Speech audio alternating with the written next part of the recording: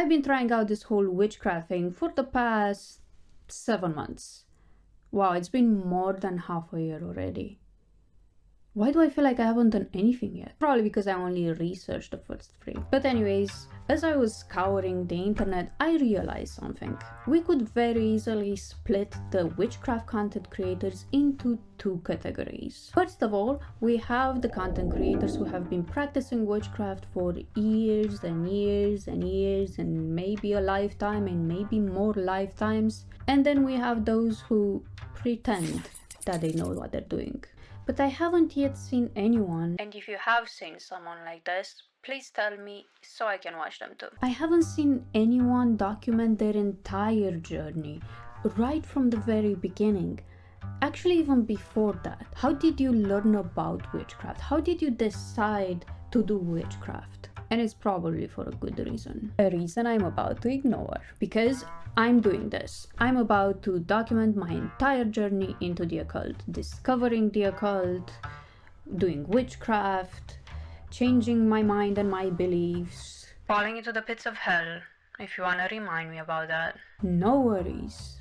I'll film it. I'll even do it live because I'm sure the devil needs no editing. So, let's start with the beginning. How did I get to witchcraft? It wasn't Harry Potter. I haven't actually read the books, and I think I've only seen one movie. What was it called?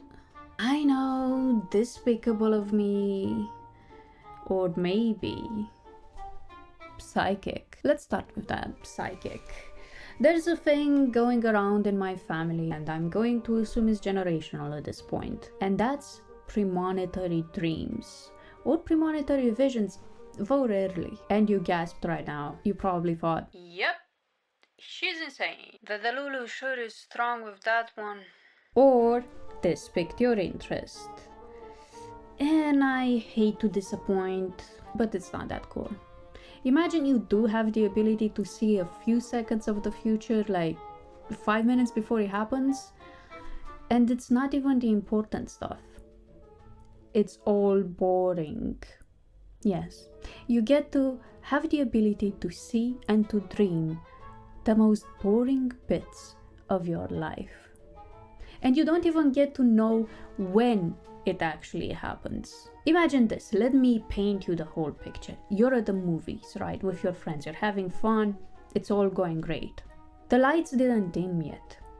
You're sitting on the chair, everybody's getting ready, everybody's getting into the room, you're hearing everybody talking and moving around. And then you think it, wouldn't it be funny? And then the vision comes in. Full visual, full HD. The room is dark, and then the movie starts. It's after the ads, okay? You just know, you haven't even seen that movie. How do you see the beginning of this movie? But you hear it, you can see it. It's like 2 seconds into the start of this movie. And then you feel your phone buzzing. And you look discreetly at the screen. And it's this person that you haven't talked to in a while calling you. And then it ends. And you're thinking, I have great imagination and it would be so annoying if that person actually called. But it happens 5 minutes or close to 10 minutes later. The ads passed, and it's those few seconds at the start of the movie, and then you feel it. Your phone is ringing, you do the same thing that you've seen in your head, and it's the same person on that screen. Did it matter? No, it didn't matter. It had nothing to do with anything. Why would you even see that? And you have no way of knowing whether it actually will come true. You just think, hey, wouldn't it be funny and really annoying if this happened? That's your power. There was a time on the internet, probably during the pandemic when everybody was doing random stuff, when people were starting to make lists of useless powers. This made the list.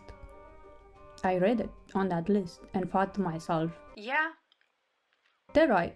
I've only had a more serious, more important vision, once. And it didn't matter because the period in between my vision and what happened in reality was like 2 minutes tops. There was no way I could even think that was true, and I couldn't even do anything about it because there was nothing to do about it. It was like I got information about what had already happened 2 minutes earlier than getting information in real life.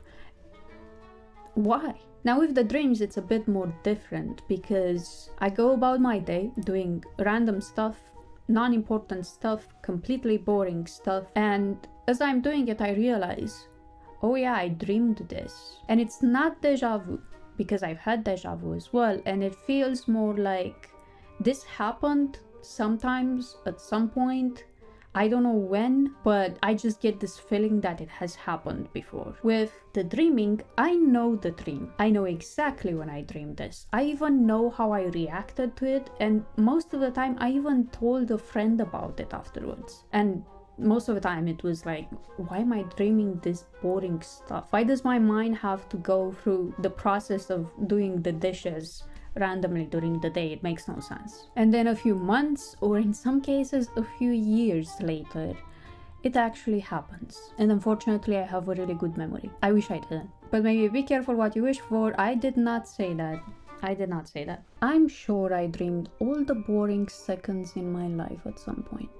But anyways, unbeknownst to me at that time, I also had a relative who was doing a little bit of magical stuff on the side, specifically divination.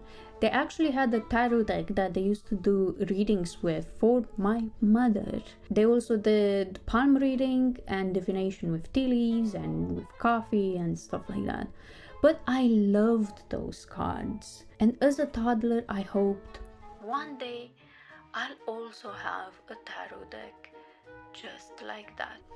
And then time passed and I forgot about it until the magic of the internet that made me watch online tarot readings on YouTube. Yep, those. And so I kind of reconnected with tarot.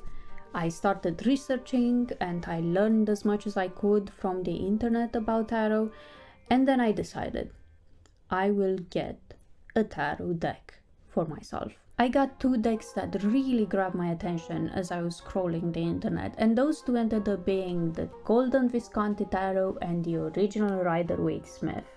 Now when I tell you the joy that I felt when I held these 2 decks into my hands, it was pure, unconditional love. And I decided right then and there, I will never leave these cards. These cards will end up with me for the rest of my life. Now, I admit, when I first started getting interested in tarot, it was purely because I wanted to one day design my own deck. And that's still one of my goals, by the way. And I thought that by having my own decks and being able to do readings, I would learn more about them and I would be able to design a more accurate deck. But as I was doing readings for myself and then for my sister and then for my partner, I noticed something. Sometimes I would feel like interpreting some things a bit more literally, a bit more factually. I would get some ideas about timings, about what could actually happen in reality, and then those things would actually happen in reality. At first, I used tarot cards as a therapy tool. I could now talk to my subconscious. I could see through the way I would interpret certain cards that, there's some patterns there that maybe up until now I've been running away from them, but I can't do that anymore because look, they're there right in front of me. But then I realized that just like my dreams, there might be something more to them. And that was being able to do actual divination. But just as fast as I noticed that happening, I realized there is a big problem on the horizon. I could not intentionally look for those signs because I was hardcore doubting myself. I was so afraid of maybe doing a reading and saying something to someone that influences their thought process, influences their decision, they change their course of action, and they shouldn't have. But still, I saw something there, so I needed to research. And that's how I happened upon magic, witchcraft, and the occult. I first stumbled upon the Witch of Wonderlust, and almost at the same time Ivy the Occultist, and then later on Hearth Witch, and many others. But here's the thing, I already knew about witchcraft. Remember the irony of my life? Well, my extremely religious parents had actually employed the services of a witch once. What for, I have no idea. But it was possible because we do live in close proximity to the Roma or Romani people, who are very well known for witchcraft. That's why people here are very well aware of the existence of love spells, divination, especially through cards, through tea leaves, palm reading, curses, definitely, stuff like that. This also means that between the racism against the Roma people and the church's reaction of such practices, the negative reputation of witchcraft is extremely layered in this country, but that's for another time. Point is, I knew about witchcraft, or at least witch practices, but not just from there. I also had a friend who used to practice witchcraft in high school, so I learned a lot of things from her. A lot of things were wrong, and a lot of things were painted in massive religious trauma that we both suffered from. But it was something. And speaking of religious trauma, I keep bringing up the irony of having extremely religious parents that sometimes engage in magical practices, not because you can't be Christian or any kind of religion and be a witch at the same time, or do some kind of magic at the same time. No. I say it's ironic because my parents have a massive fear towards anything witchcraft or occult related. In fact, they call it of the devil. Read the evilest thing to ever evil. And this is why I will forever be in the broom closet when it comes to my family. It's okay. I'm used to closets. Going back to my initial research about magic and witchcraft, watching all of those channels allowed me to bring in a lot of new information, filter out the old information I had, and also give shape to my idea of what witchcraft and magic is. Now, after about a month of researching like this, I decided magic is for me and I am going to do witchcraft. What kind of magic? What kind of witchcraft? I had no idea, and honestly I wasn't really interested in that because I wanted to try everything. So I kind of skipped over the initial trap of boxing myself in. What I did know was that witchcraft had the potential to do what therapists have never been able to do for me, and that is melt all of the therapy methods together into a lifestyle. Because up until now, therapy methods have always been just treatment for me. Do this to fix this thing, and you can fix this thing, and this is treatment for this thing. Always short term, always to fix something. What I needed was a connection to life. And maybe you can see how treatment, even if it would be able to do that for me, you still need to maintain that connection somehow by doing something. And I just did not need treatment to fix a life that I never had. Now, I'm not saying that witchcraft can be therapy, not on its own. I do think that you need extensive knowledge of psychotherapy and psychology first, that you can then compile and mix into your witchcraft practice. I do think that witchcraft shares a lot of elements and methods with psychotherapy. And here I'm thinking about meditation, mindfulness, connecting to nature, connecting to others, maintaining those connections and relationships, very important. Connecting even to a higher power if you need it, but also the opposite. Learning that you do have control over aspects of your life and that you do have power. Learning to stand in your power is also a very big part of witchcraft. Even journaling or analyzing your dreams. As you can see, many more. You learn to do those things daily, and sometimes even often as a reflex almost in witchcraft. And that's one of the reasons why I chose witchcraft. But maybe this felt like it came out of nowhere. And I'm sorry about that. So let me detail the reason why I chose witchcraft through a story. A story about Kid.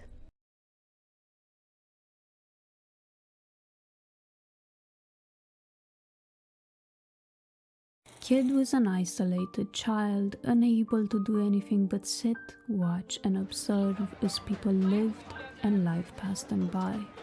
You see, Kid never got a full chance at life. Forced to confront death too early to comprehend it, Kid remained in a perpetual state of in-between. Not really alive, but not yet dead either. A soul that left the body still living and then remained abandoned and lost into the void. Getting sick of watching life and being unable to participate, being unable to infuse that life into their being, Kid began walking resolutely towards death. I guess I have to complete death to be allowed to live again. Kid began thinking about the idea of disappearing, of nulling that which is until it becomes what isn't, and their perspective over the world started becoming bigger, larger, until it encompassed the world, and then the universe, and then eventually it stretched beyond.